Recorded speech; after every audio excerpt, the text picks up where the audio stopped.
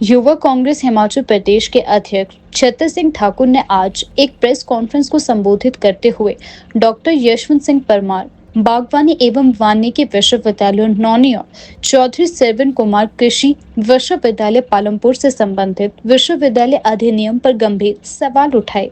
उन्होंने कहा कि इस अधिनियम में हाल ही में किए गए संशोधन छात्रों और कर्मचारियों के हितों के विरुद्ध प्रतीत होते हैं। प्रेस वार्ता के दौरान उन्होंने प्रदेश सरकार से पारदर्शिता की मांग करते हुए कहा, विश्वविद्यालय को राजनीतिक हस्तक्षेप से मुक्त रखना चाहिए। उन्होंने यह भी आरोप लगाया है कि सरकार द्वारा बिना व्यापक विचार विमर्श के अधिनियम में बदलाव किए जा रहे हैं, जिससे छात्रों और शिक्षकों में असंतोष है। ठाकुर ने कहा कि युवा कांग्रेस इस मुद्दे पर राज्य व्यापी जागरूकता अभियान चलाएगी और यदि आवश्यक हुआ तो विरोध प्रदर्शन भी किया जाएगा। इस मौके पर कई युवा कांग्रेस कार्यकर्ता भी उपस्थित रहे और उन्होंने एकजुट होकर विश्वविद्यालय के हितों की रक्षा के लिए संघर्ष जारी रखने की बात कही। साथियों, जैसा कि आप जानते ही हैं कि कुछ दिनों पूर्व दिनांक 4 अप्रैल 2025 को हमने एक प्रेस वार्ता के माध्यम से नौनी विश्वविद्यालय के कुलपति की अवैध नियुक्ति और नियुक्ति के बाद उनके द्वारा की गई अनियमितताओं और भ्रष्टाचार को लेकर एक मामला आपके समक्ष रखा था। हमने बड़े विस्तार से बताया था कि किस तरह यूनिवर्सिटी एक्ट का उल्लंघन करते हुए नियमों को ताक पर रखकर डॉक्टर राजेश्वर सिंह चंदेल की नौनी विश्वविद्यालय के कुलपति पद पर नियुक्ति की गई। हम धन्यवादी है माननीय उच्च न्यायालय के, जिनका 26 मार्च 2025 को पालमपुर विश्वविद्यालय के संबंध में कुलपति की नियुक्ति प्रक्रिया को लेकर एक निर्णय आया।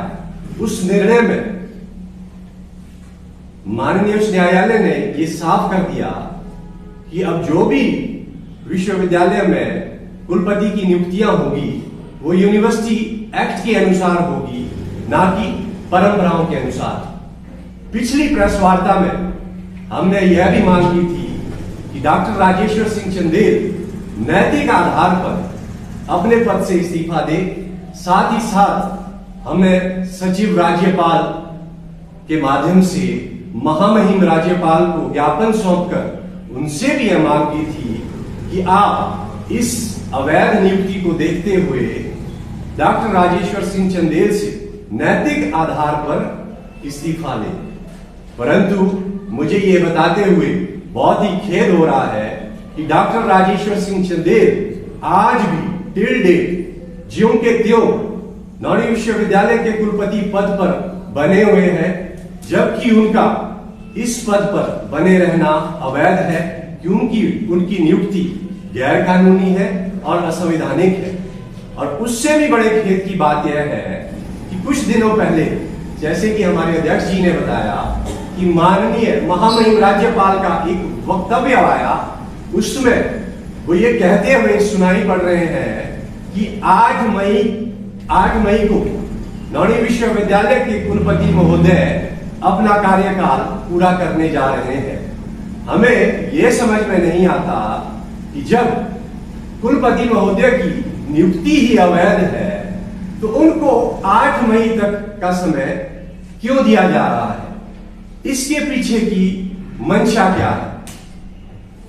साथ ही साथ माननीय महामहिम राज्यपाल ने अपने वक्तव्य में कहा कि 8 मई के बाद जब नौनी विश्वविद्यालय के कुलपति अपना कार्यकाल पूरा करके उस पद से रिटायर होंगे तो उसके बाद जो विश्वविद्यालय के कुलपति का कार्यभार है वो विश्वविद्यालय के वरिष्ठतम डीन को सौंपा जाएगा। यदि ऐसा होता है तो ये सीधा सीधा विश्वविद्यालय की अधिनियम धारा 24 की उपधारा 5 का उल्लंघन होगा। और इस संबंध में मैं कुछ बातें और भी आपसे साझा करना चाहूंगा। हमारी पालमपुर की जो यूनिवर्सिटी है वो नौनी यूनिवर्सिटी की सिस्टर यूनिवर्सिटी हम उसको कह सकते हैं। वहां पर पिछले 2 वर्षों से हमारे पास नियमित कुलपति नहीं है। तो ऐसी स्थिति में महामहिम राज्यपाल ने यूनिवर्सिटी एक्ट के अनुसार वहां पर यूनिवर्सिटी के सीनियर मोस्ट प्रोफेसर को वाइस चांसलर का कार्यभार सौंपा हुआ है। तो हम भी नौणी विश्वविद्यालय में भी इसी तर्ज पर हम यही चाहते हैं कि 8 मई के बाद यूनिवर्सिटी के सीनियर मोस्ट प्रोफेसर को चार्ज सौंपा जाए, दोहरा रवैया ना अपनाया जाए।